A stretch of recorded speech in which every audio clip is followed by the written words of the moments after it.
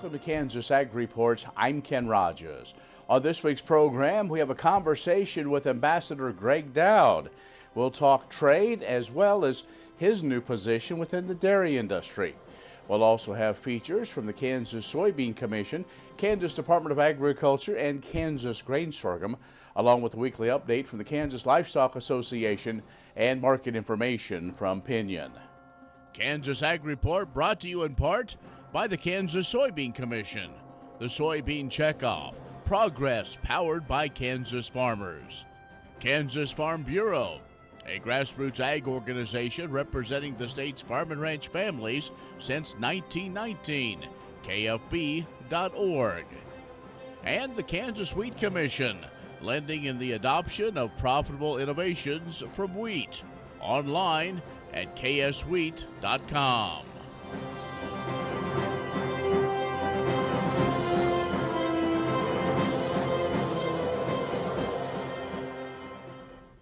In agricultural news, following calls by some groups to increase reference prices in the upcoming Farm Bill, several Republican lawmakers stand in strong opposition to any potential increases.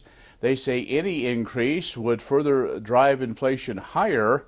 In a letter, they said, at a time when Congress must be taking steps to reduce federal spending, must resist costly attempts to expand the scope of government intervention within the free market.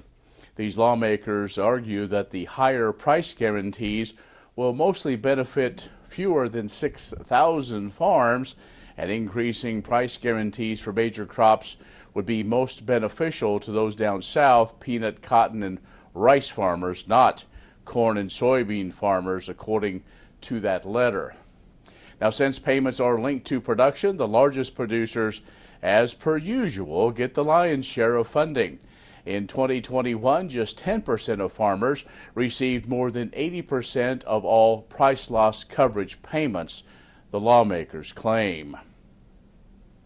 Well, a few days ago, U.S. Senator Roger Marshall of Kansas led a bipartisan group of senators to introduce a bill to collect more information about foreign ownership of agriculture land in the U.S. This bill was prompted by a report by the U.S. Government Accountability Office, or the GAO, and it was entitled Foreign Investment in U.S. Agriculture Land, Enhancing Effort to Collect, Track, and Share Key Information. It could be better identifying national security risks. Under the Agriculture Foreign Investment Disclosure Act, or AFIDA of 1978, foreign persons who acquire, dispose of, or hold any interest in U.S. agricultural land are required to disclose those transactions to USDA.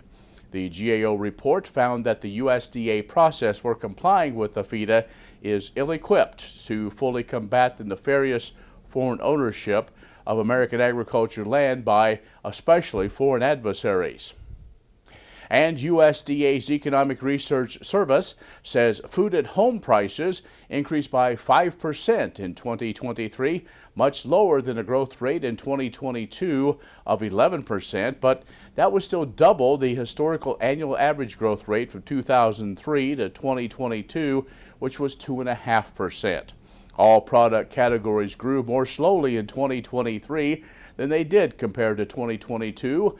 Food price growth slowed last year as an economy-wide inflation pressure, supply chain issues, and wholesale food prices eased from what we saw in 2022. In 2023, prices for fats and oils grew the fastest at 9%, sugars and sweets 8.7%, cereal and bakery products rose 8.4%, and pork products, by the way, dropped 1.2% in 23. More coming up after this break on the Kansas Ag Report. The Kansas Ag Report brought to you in part by Kansas Grain Sorghum, growers working together. Learn more at ksgrainsorghum.org. Grass and Grain, online or in the mail, keeping Kansas farmers informed for over 60 years. grassandgrain.com.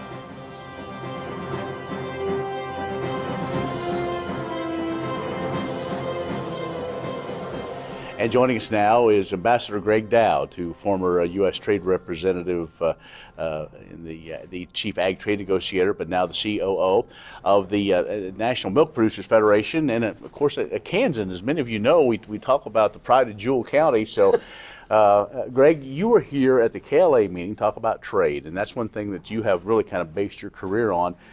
As we look at this trade, we all kind of scratch our head and go, why can't we do more? Well, first of all, I would say we haven't done bad. Yeah. So, you know, I come at this 30 years of doing this, started with the wheat guys and a little bit of soybeans, the beef guys, and now dairy. So this is my fourth checkoff that I've been involved with in all these years. And trade is so much more important today, especially in the meat and dairy side of the equation, than it ever used to be before. You know, half of our wheat was always exported, still is. But things are really evolving in the protein space, and that's, you know, a lot of what I'm talking about is if you look at China and look at around the world, right, who's going to grow, where are we going forward, that's where our opportunity is. This year has been really difficult, and for one reason, in my opinion, that is the strength and the value of the dollar. Right. It has really been difficult on us. That's why our exports are off the mark some 20% or whatever it is. It's straight with that. And one of the big reasons for that, or the reason for that, is higher interest rates. Mm-hmm. Higher interest rates in the U.S. relative to the rest of the world draws money here. People have to buy dollars from around the world to do that, drives up your dollar, makes you less competitive. Mm-hmm. Well, and that many folks say, you know, we just don't have enough trade agreements, or the trade things we're doing just isn't enough. But do we need to find more and more trade agreements, or unilateral one? I mean, those type of things, or is it simply where we are with the economics? Once that kind of straightens itself out, if and when it does, talking recession, talking a number of different things. I guess, what does 24 look like then? Well, so the answer to that, Ken, very honestly, is trade agreements are not our problem. Okay. Tariffs are not really our problem anywhere in the world today in agriculture, with the exception of India. And India is its whole different thing. That is, we worked on India. We've all tried. That's a really, really difficult place. Yes, we have a lot of sanitary and phytosanitary issues and challenges around the world, getting the use of biotechnology, technology, all of those things. You can work on all of those things, and we are working on all those things in what we're doing right now in this administration without a trade agreement. So I get, you know, funny faces when I talk to folks that are trade wonks in D.C. I said, but that's not, number one, your problem. Number two, the political capital it takes to do one of these trade agreements and finding a country that's willing to do that with you is extremely difficult. So let's not, that's not really where the challenge is. The challenge is how competitive you are, and that comes up to a couple things. Is your monetary policy, you know, fiscal policy, and how are you doing that? And what are you doing in terms of your tax policy and other things to make yourself competitive in the world market? All right. That's what we've got to think about. Gregg Dowd is the Chief Operating Officer for the National Milk Producers Federation, also former Chief Ag Trade Negotiator in the USTR office. So Ambassador Dowd will join us again in just a little bit. Stay with us. Kansas Ag Report brought to you in part by the Kansas Livestock Association, supporting members' business interests and meeting consumer demands. KLA.org. Oldie Seed Farms, carrying soil-specific seed. Find them on the web at oldieseed.com. That's OHLDE seed.com. And Kansas Corn, building the future at kansascorn.com.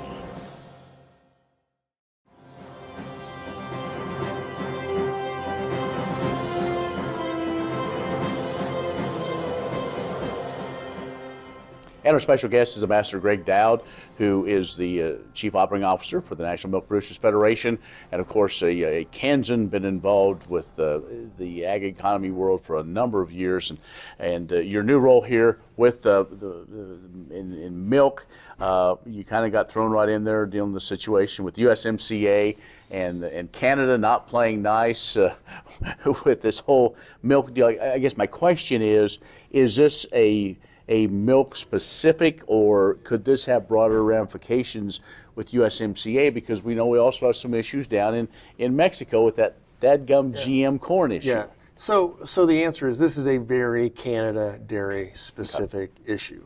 And Canada's dairy program, it's supply control. It's like our old tobacco program. So it's a quota. The value of the quota is more than the value of the cow.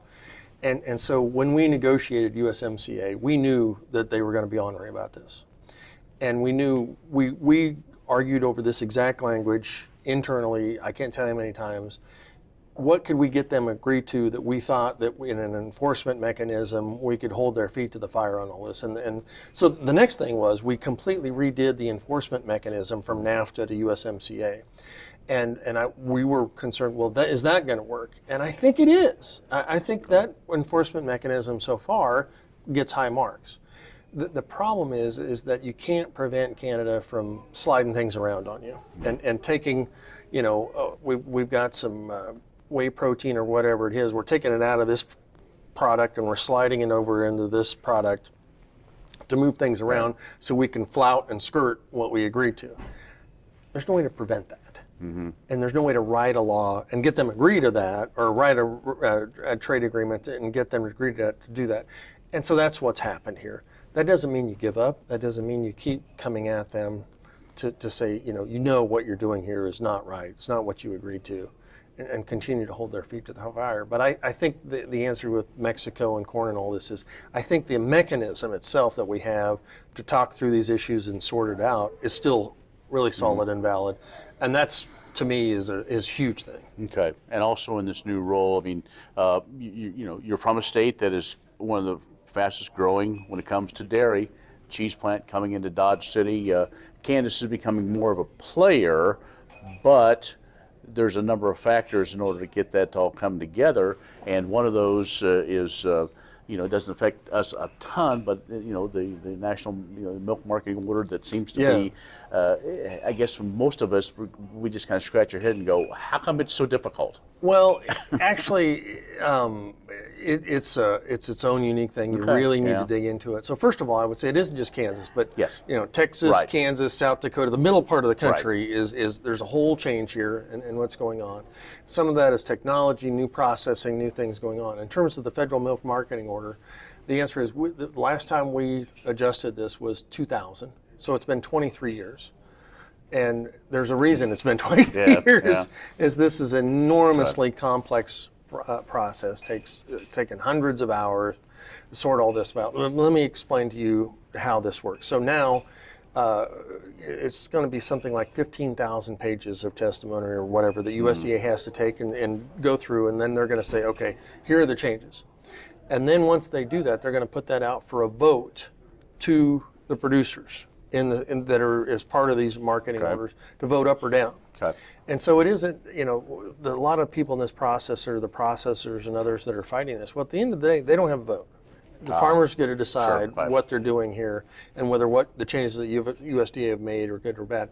From National Milk's perspective, I came into this, their proposal, what they have said to USDA has been, in my opinion, incredibly well done. Okay. Total U.S. consensus from the National Milk membership. This is what we want you to do. And my sense is USDA is going to be really similar to that. I think they've heard us. There are going to be some tweaks and adjustments, and they're going to look at this. But I think it's going to be, at the end of the day, a really good process that updates where we need to be, and it needed to be done. Okay. Well, it's complicated for those of us that didn't grow up doing dairy policy. And it is a very unique thing of all agricultural markets, how they do this. But I think the process has been very well done. Mm-hmm. Always great to see you back home in Kansas, and keep up the good work as COO, and then eventually the CEO as Mr. Mulhern makes that transition with you. And well, you got a few more checkoffs to go, though, if you're going to try to hit them all. So. No, it's great, though. It's a great group of folks and great industry, and I've gotten sucked back into the swamp, Ken. I was in the private sector doing well and enjoying it. Now I'm sucked back in. So. All right, very good. Gregg Dowd, who is the COO of National Milk Producers Federation, Ambassador Gregg Dowd, has joined us. We'll have more coming up in just a moment. Stay with us. Thanks. What if U.S. soybean meal were more than a commodity? If seed companies and the soybean checkoff built a better variety? That future is here. The time is now. To meet end-user demands, The Soybean Checkoff is investing in the compositional quality of soybeans, including meal. A message from the Kansas Soybean Commission, the Soybean Checkoff, progress powered by Kansas farmers.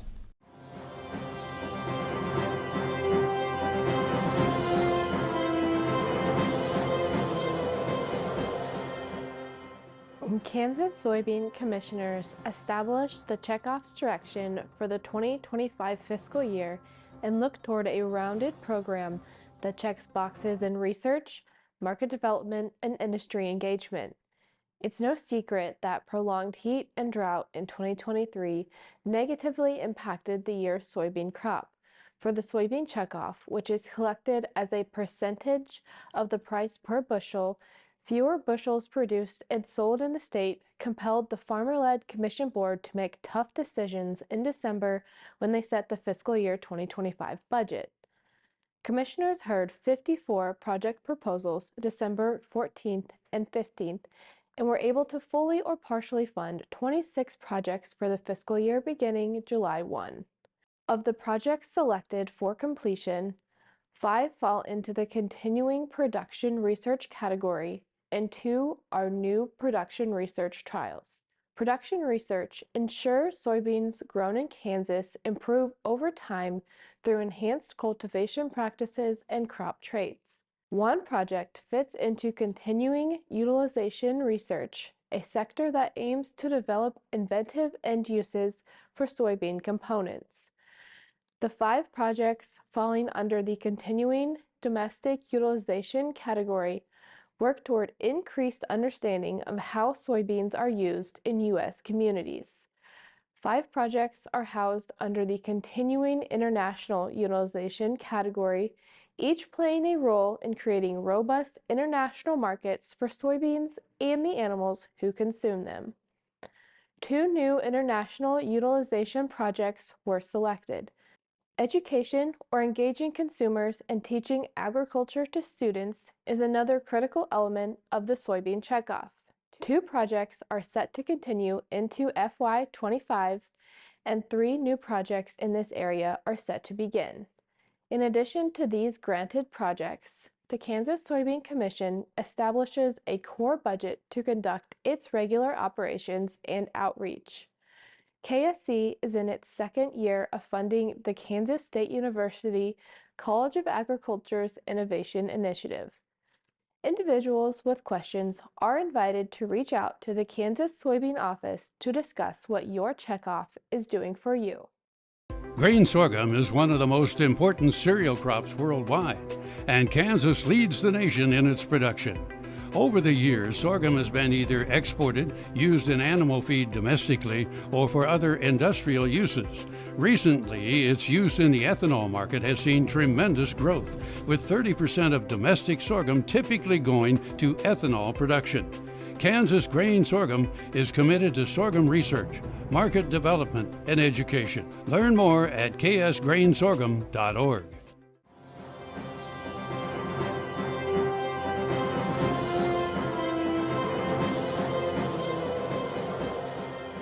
New Year from Kansas Grain Sorghum. I'm Maddie Meyer, here to provide you with the latest Kansas Grain Sorghum update. While we are always celebrating the leadership and hard work of our growers, I wanted to take the time to congratulate a few individuals for their dedication and time they served with the United Sorghum Checkoff Board of Directors. Shane Supas of Scott City has just completed his tenure and was recognized for his role representing Kansas at the annual national board meetings last month in Lubbock. Congratulations are in order for him. I'd also like to recognize our Kansas board members, Kendall Hudson of Little River and Kim Baldwin of Inman, for being named chairman and treasurer respectively of the United Sorghum Checkoff Board. David Shem of Sharon Springs was also sworn in as board member, replacing Shane in the Kansas seat. We can't wait to see what they accomplish this year. The National Sorghum Yield Contest results have also been announced. Congratulations to the Bibb and Niswonger Partnership of Comanche, Kansas, for winning the Irrigated West Division with a winning yield of 218.64 bushels an acre. Kansas was also well represented across the other divisions of Dryland Tillage West and Dryland No-Till West. Finally, I'd like to give a reminder that registration for the Kansas Commodity Classic is still open. This year's event will be held Friday, January 26th at the Salina Hilton Garden Inn. If you're looking for a one-stop shop that provides updates and outlooks on markets, weather, and insight from farmer leaders, then Kansas Commodity Classic will be an event you don't want to miss. For updates and more information, be sure to follow the Kansas Commodity Classic Facebook page and website at kansascommodityclassic.com. We look forward to seeing you all there. What does a brighter, more sustainable future look like in our cities and towns, and how do we get there? When New York needed an alternative fuel source to reduce carbon emissions, the city found what it needed in biodiesel made from U.S. soybean oil.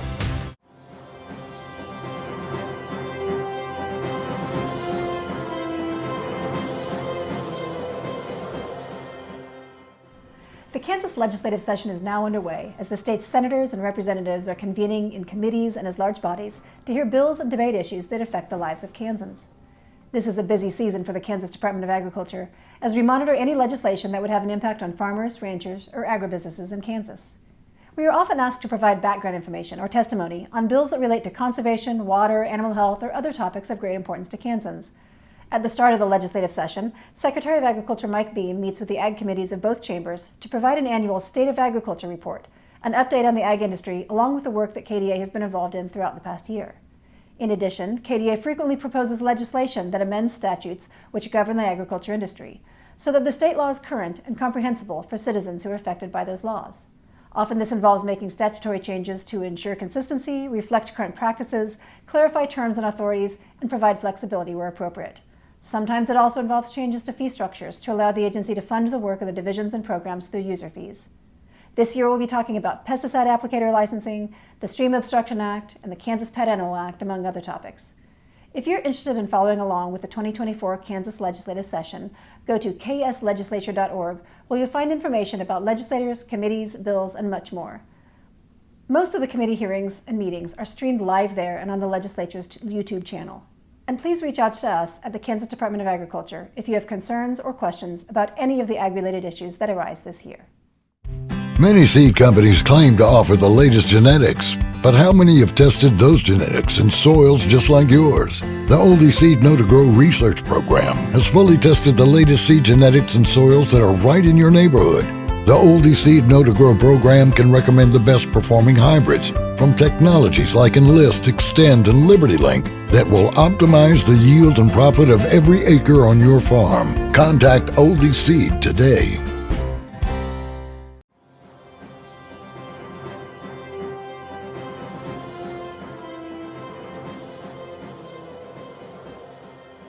The Kansas Beef Council and Kansas State University Research and Extension are hosting 6 beef quality assurance training and certification courses across the state in February and March.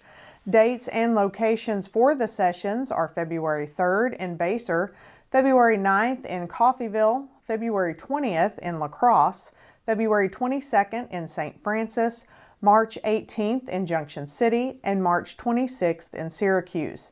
During each training, A.J. Tarpoff, K-State Associate Professor and Extension Beef Veterinarian, will cover topics including cattle care, planning for extreme weather, proper low-stress cattle handling techniques, and other matters critical to cattle production.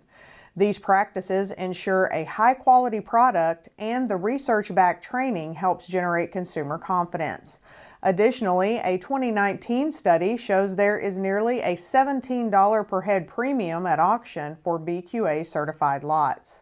For more information or to register for one of the sessions, go to kansasbeef.org and click on Beef Hub. Another in-person BQA training and certification course will be held in conjunction with Cattle U on June 25th in Manhattan. It will be hosted by Certified Angus Beef and Cisco.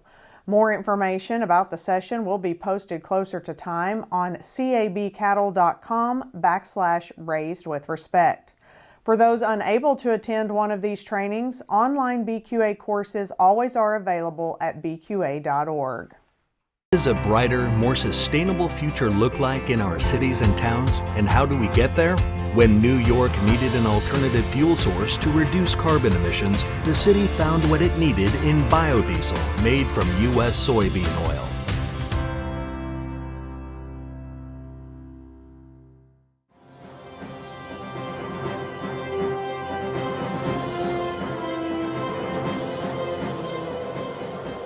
This week, cold weather across the U.S. over the past 2 weeks, alongside a bearish USDA report on Friday, has most of the trade wanting to hide underneath the warm blankets. Specifically, the USDA updated U.S. corn and soybean production estimates, updated U.S. and world supply and demand balance sheets, and gave us our first look at planted acres for winter wheat in the United States. Let's get into the numbers. U.S. corn supplies rose versus previous estimates. Forecasted yield showed 177.3, a raise of 2.4 bushels from the December report. After changes of imports, total production, and feed usage, this left an ending stocks number of 2.1 billion bushels.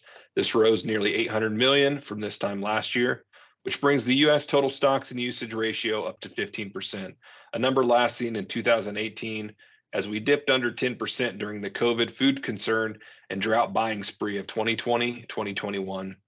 U.S. soybean supplies also rose, but by a smaller percentage.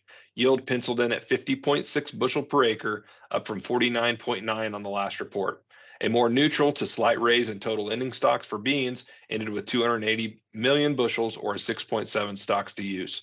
This carryout is similar to our position this time last year, but with questions more focused on what really will come out of South American bean harvest. Overall, a bearish corn and more neutral bean report. Initial reactions were harshly sold off in both commodities, with beans able to stabilize and retreat from recent lows to a more modest close, down 12 cents on the day. Corn, on the other hand, plummeted post-report and never looked back, ending the day down 10 cents per bushel.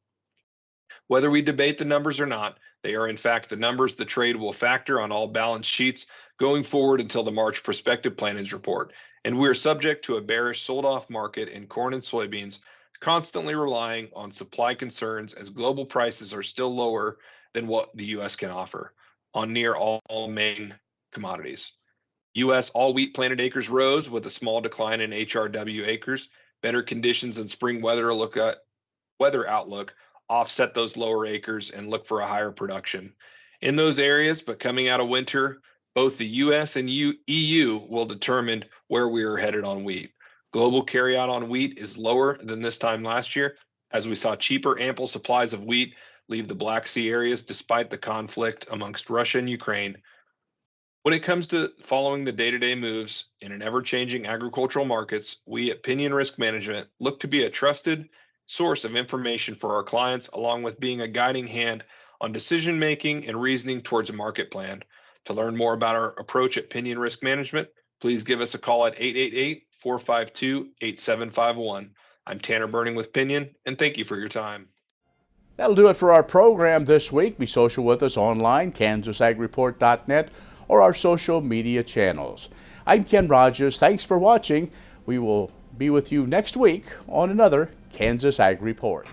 Next time you see a beautiful field of corn, reach out and thank the farmers who work tirelessly to raise corn for livestock feed, renewable fuels, and exports to feed a growing world population. The farmers on the Kansas Corn Commission work for Kansas corn with grower-funded checkoff dollars that support foreign and domestic market development, research, promotion, and education to expand opportunities for Kansas farmers. To learn more, visit kscorn.com.